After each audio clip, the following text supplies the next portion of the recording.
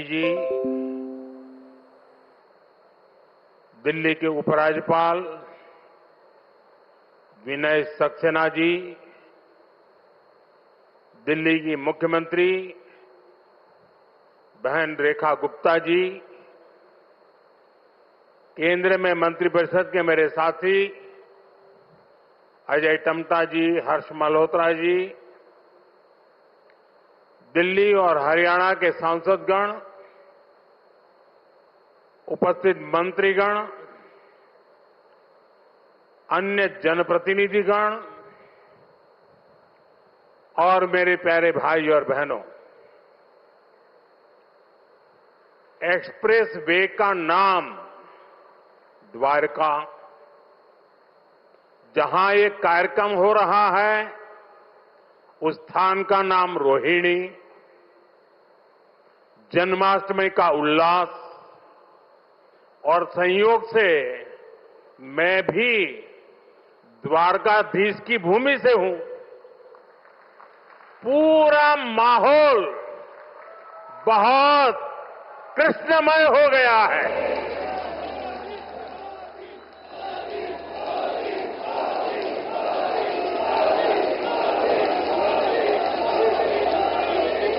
साथियों, अगस्त का ये महीना आजादी के रंग में, क्रांति के रंग में रंगा होता है। आजादी के इसी महोत्सव के बीच आज देश की राजधानी दिल्ली देश में हो रही विकास क्रांति की साक्षी बन रही है। थोड़ी देर पहले दिल्ली को द्वारका एक्सप्रेसवे और अर्बन एक्सटेंशन रोड की कनेक्टिविटी मिली है।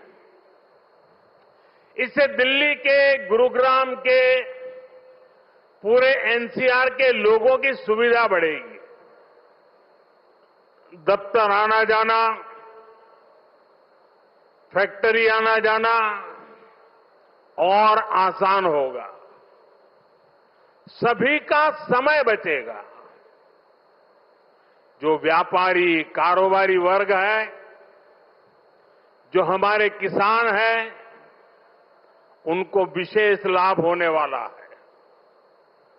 दिल्ली एनसीआर के सभी लोगों को इस आधुनिक सड़कों के लिए, आधुनिक इंफ्रास्ट्रक्चर के लिए बहुत बहुत बधाई देता हूं। साथियों, परसों 15 अगस्त को लाल किले से मैंने देश की अर्थव्यवस्था, देश की आत्मनिर्भरता और देश के आत्मविश्वास पर विश्वास से बात की है। आज का भारत क्या सोच रहा है, उसके सपने क्या है, संकल्प क्या है, ये सब कुछ आज पूरी दुनिया अनुभव कर रही है। और साथियों, दुनिया जब भारत को देखती है, परखती है, तो उसकी पहली नजर हमारी राजधानी पर पड़ती है, हमारी दिल्ली पर पड़ती है।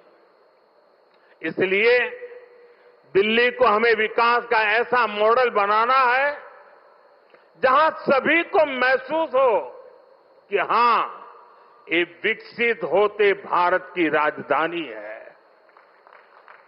साथियों, बीते 11 साल से केंद्र में भारतीय जनता पार्टी की सरकार ने इसके लिए अलग अलग स्तरों पर निरंतर काम किया है। अब जैसे कनेक्टिविटी का विषय ही है, दिल्ली एनसीआर की कनेक्टिविटी में बीते दशक में अभूतपूर्व सुधार हुआ है। यहां आधुनिक और चौड़े एक्सप्रेस वे हैं, दिल्ली एनसीआर मेट्रो नेटवर्क के मामले में दुनिया के सबसे बड़े नेटवर्क इलाकों में से एक है। यहां नमो भारत जैसा आधुनिक रैपिड रेल सिस्टम है। यानी बीते 11 वर्षों में दिल्ली एनसीआर में आना जाना पहले के मुकाबले आसान हुआ है। साथियों, दिल्ली को बेहतरीन शहर बनाने का जो बीड़ा हमने उठाया है वो निरंतर जारी है। आज भी हम सभी इसके साक्षी बने हैं। द्वारका एक्सप्रेस वे हो या फिर अर्बन एक्सटेंशन रोड, दोनों सड़कें शानदार बनी है। पेरिफेरल एक्सप्रेसवे के बाद अब अर्बन एक्सटेंशन रोड से दिल्ली को बहुत मदद मिलने वाली है। साथियों, अर्बन एक्सटेंशन रोड की एक और विशेषता है, ये दिल्ली को कूड़े के पहाड़ों से भी मुक्त करने में मदद कर रही है। अर्बन एक्सटेंशन रोड को बनाने में लाखों टन कचरा काम में लाया गया है। यानी कूड़े के पहाड़ को कम करके उसे वेस्ट मटेरियल का इस्तेमाल सड़क बनाने में किया गया है और वैज्ञानिक तरीके से किया गया है। यहां पास में ही भलसवा लैंडफिल स्पा साइट है। यहां आसपास जो परिवार रहते हैं उनके लिए कितनी समस्या है ये हम सभी जानते हैं। हमारी सरकार ऐसी हर परेशानी से दिल्ली वालों को मुक्ति दिलाने में जुटी हुई है। साथियों, मुझे खुशी है कि रेखा गुप्ता जी के नेतृत्व में दिल्ली की भाजपा सरकार यमुना जी की सफाई में भी लगातार जुटी हुई है। मुझे बताया गया कि यमुना से इतने कम समय में 16 लाख मैट्रिक टन सील्ड हटाई जा चुकी है। इतना ही नहीं, बहुत कम समय में ही दिल्ली में 650 देवी इलेक्ट्रिक बसें शुरू की गई है। और इतना ही नहीं, भविष्य में भी इलेक्ट्रिक बसें एक बहुत बड़ी मात्रा में करीब 2000 का आंकड़ा पार कर जाएगी। ये ग्रीन दिल्ली, क्लीन दिल्ली के मंत्र को और मजबूत करता है। साथियों, राजधानी दिल्ली में कई वर्षों के बाद भाजपा सरकार बनी है। लंबे अरसे तक हम दूर दूर तक भी सत्ता में नहीं थे और हम देखते हैं कि पिछली सरकारों ने दिल्ली को जिस प्रकार से बर्बाद किया, दिल्ली को ऐसे गड्ढे में गिरा दिया था। मैं जानता हूं भाजपा की नई सरकार को लंबे अरसे से मुसीबतों बढ़ती जो गई थी उसमें से दिल्ली को बाहर निकालना कितना कठिन है। पहले तो वो गड्ढा भरने में ताकत जाएगी और फिर बड़ी मुश्किल से कुछ काम नजर आएगा। लेकिन मुझे भरोसा है दिल्ली में जिस टीम को आपने चुना है वो मेहनत करके पिछले कई दशकों से जो समस्याओं से गुजरे रहे हैं उसमें से दिल्ली को बाहर निकाल के रहेंगे। साथियों, ये सहयोग भी पहली बार बना है जब दिल्ली में, हरियाणा में, यूपी और राजस्थान चारों तरफ भाजपा सरकार है। ये दिखाता है इस पूरे क्षेत्र का कितना आशीर्वाद भाजपा पर है, हम सभी पर है। इसलिए हम अपना दायित्व समझकर दिल्ली एनसीआर के विकास में जुटे हैं। हालांकि कुछ राजनीतिक दल हैं जो जनता के इस आशीर्वाद को अभी भी पचा नहीं पा रहे हैं। वो जनता के विश्वास और जमीनी सच्चाई दोनों से बहुत कट चुके हैं, दूर चले गए हैं।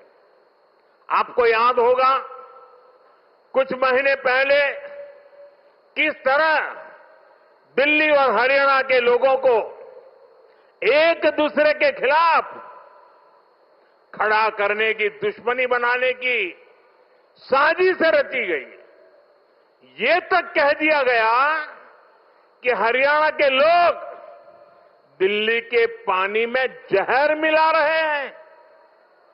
इस तरह की नकारात्मक राजनीति से दिल्ली और पूरे एनसीआर को मुक्ति मिली है।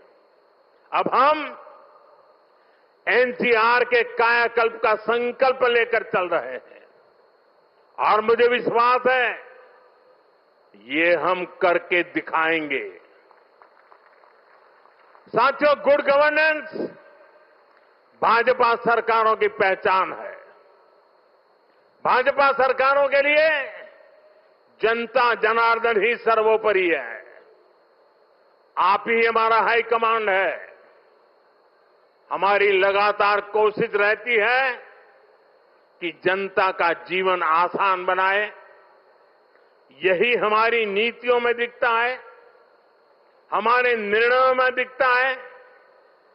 हरियाणा में एक समय कांग्रेस सरकारों का था जब बिना खर्ची पर्ची के एक नियुक्ति तक मिलना मुश्किल था, लेकिन हरियाणा में भाजपा सरकार ने लाखों युवाओं को पूरी पारदर्शिता के साथ सरकारी नौकरी दी है। नायब श्री सैनी जी के नेतृत्व में ये सिलसिला लगातार चल रहा है। साथियों, यहां दिल्ली में भी जो झुग्गियों में रहते थे, जिनके पास अपने घर नहीं थे, उनको पक्के घर मिल रहे हैं। जहां बिजली, पानी, गैस कनेक्शन तक नहीं था, वहां ये सारी सुविधाएं पहुंचाई जा रही है। और अगर मैं देश की बात करूं तो बीते 11 सालों में रिकॉर्ड सड़कें देश में बनी है। हमारे रेलवे स्टेशनों का कायाकल्प हो रहा है। वंदे भारत जैसी आधुनिक ट्रेनें गर्व से भर देती है। छोटे छोटे शहरों में एयरपोर्ट बन रहे हैं। एनसीआर में ही देखिए कितने सारे एयरपोर्ट हो गए हैं। अब हिंडन एयरपोर्ट से भी फ्लाइट कई शहरों को जाने लगी है। नोएडा में एयरपोर्ट भी बहुत जल्द बनकर तैयार होने वाला है। साथियों, ये तभी संभव हुआ है जब बीते दशक में देश ने पुराने तौर तरीकों को बदला है। देश को जिस स्तर का इंफ्रास्ट्रक्चर चाहिए था, जितनी तेजी से बनना चाहिए था, वो अतीत में नहीं हुआ। अब जैसे हमारा ईस्टर्न और western peripheral expressway, Delhi NCR को इसकी जरूरत कई दशकों से महसूस हो रही थी। यूपीए सरकार के दौरान इसको लेकर फाइलें चलनी शुरू हुई, लेकिन काम तब शुरू हुआ जब आपने हमें सेवा करने का अवसर दिया। जब केंद्र और हरियाणा में भाजपा सरकारें बनी, आज ये सड़कें बहुत बड़ी शान से सेवाएं दे रही है। साथियों, विकास परियोजनाओं को लेकर उदासीनता का ये हाल सिर्फ दिल्ली एनसीआर का नहीं था, पूरे देश का था। एक तो पहले इंफ्रास्ट्रक्चर पर बजट ही बहुत कम था।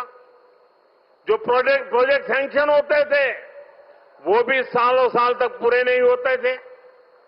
बीते 11 सालों में हमने इंफ्रास्ट्रक्चर का बजट 6 गुना से अधिक बढ़ा दिया है।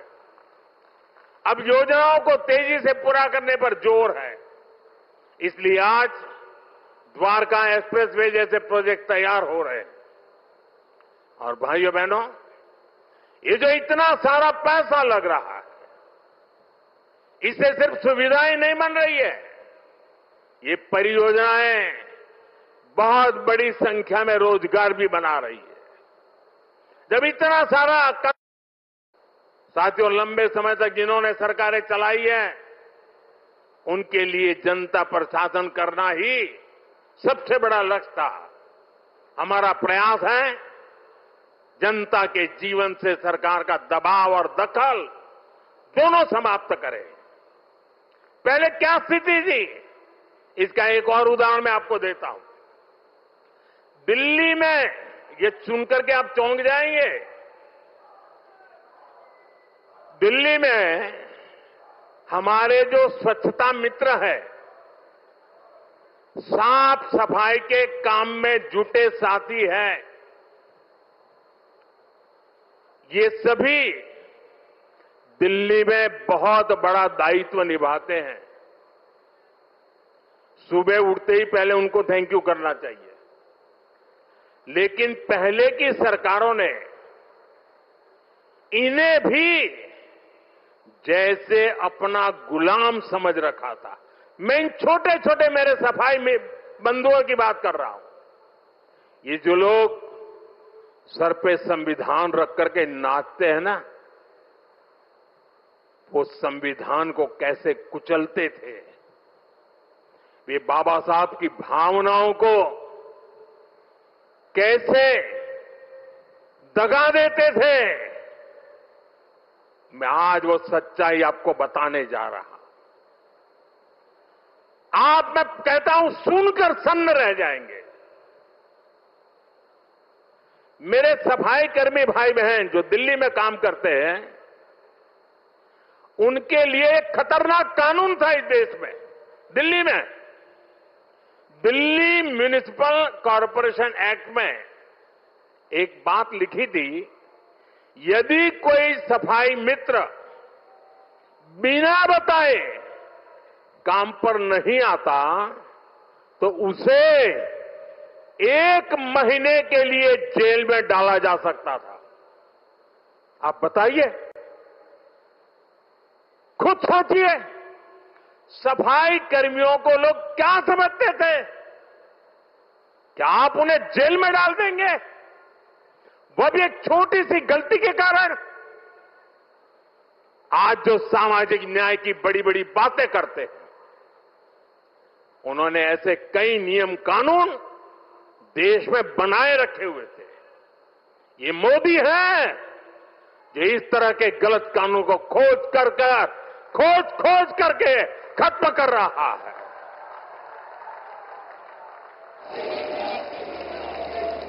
हमारी सरकार है तो सैकड़ों कानूनों को समाप्त कर चुकी है और ये अभियान लगातार जारी है।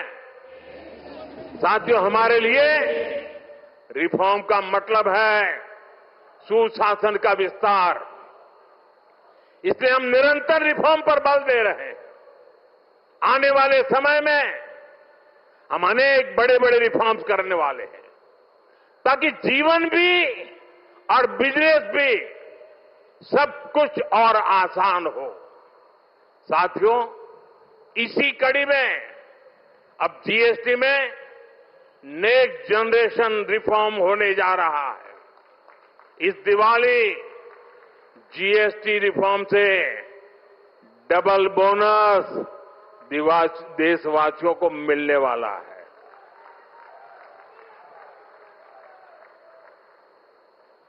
हमने इसका पूरा प्रारूप राज्यों को भेज दिया है। मैं आशा करता हूं कि सभी राज्य भारत सरकार के इस इनिशिएटिव को सहयोग करेंगे, जल्द से जल्द इस प्रक्रिया को पूरा करेंगे ताकि ये दिवाली और ज्यादा शानदार बन सके। हमारा प्रयास जीएसटी को और आसान बनाने और टैक्स दरों को रिवाइज करने का है। इसका फायदा हर परिवार को होगा, गरीब और मिडिल क्लास को होगा, छोटे बड़े हर उद्यमी को होगा, हर व्यापारी कारोबारी को होगा।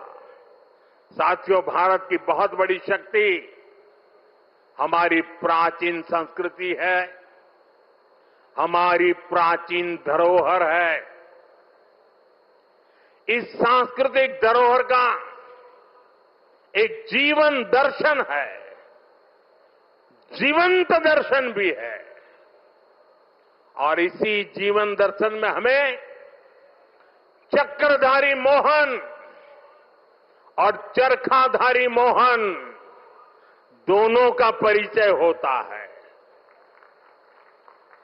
हम समय समय पर चक्रधारी मोहन से लेकर चरखाधारी मोहन तक दोनों की अनुभूति करते हैं। चक्रधारी मोहन यानी सुदर्शन चक्रधारी भगवान श्री कृष्ण, जिन्होंने सुदर्शन चक्र के सामर्थ्य की अनुभूति कराई, और चरखाधारी मोहन यानी महात्मा गांधी, जिन्होंने चरखा चलाकर देश को स्वदेशी के सामर्थ्य की अनुभूति कराई। साथियों, भारत को सशक्त बनाने के लिए हमें चक्रधारी मोहन से प्रेरणा लेकर आगे बढ़ना है, और भारत को आत्मनिर्भर बनाने के लिए हमें चरखाधारी मोहन के रास्ते पर चलना है। हमें वोकल फॉर लोकल को अपना जीवन मंत्र बनाना है। साथियों, ये काम हमारे लिए मुश्किल नहीं है। जब भी हमने संकल्प लिया है, तब हमने करके दिखाया है। मैं छोटा सा उदाहरण देता हूं, खादी का। खादी विलुप्त होने के कगार पर पहुंच चुकी थी, कोई पूछने वाला नहीं था। आपने जब मुझे सेवा का मौका दिया, मैंने देश को आह्वान किया, देश ने संकल्प लिया, और इसका नतीजा भी दिखा। 1 दशक में खादी की बिक्री करीब 7 गुना बढ़ गई है। देश के लोगों ने वोकल फॉर लोकल के मंत्र के साथ खादी को अपनाया है। इसी तरह देश ने मेड इन इंडिया फोन पर भी भरोसा जताया। 11 साल पहले हम अपनी जरूरत के ज्यादातर फोन इंपोर्ट करते थे। आज ज्यादातर भारतीय मेड इन इंडिया फोन ही इस्तेमाल करते हैं। आज हम हर साल 30-35 करोड़ मोबाइल फोन बना रहे हैं। 30-35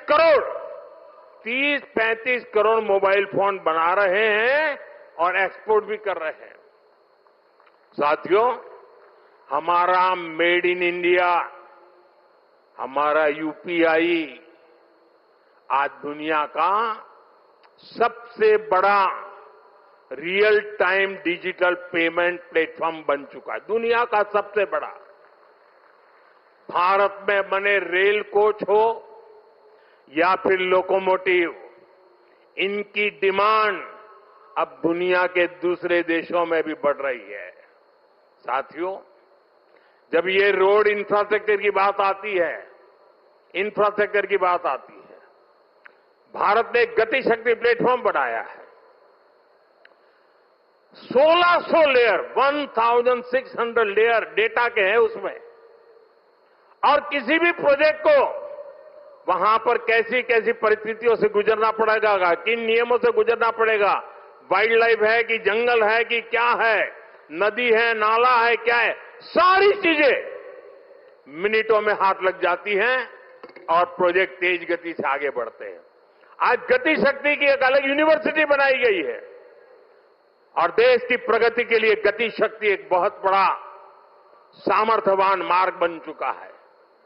साथियों, 1 दशक पहले तक हम खिलौने तक बाहर से इंपोर्ट करते थे, लेकिन हम भारतीयों ने संकल्प लिया वोकल फॉर लोकल का, तो ना सिर्फ बड़ी मात्रा में खिलौने भारत में ही बनने लगे, लेकिन बल्कि आज हम दुनिया के 100 से ज्यादा देशों को खिलौने निर्यात भी करने लगे।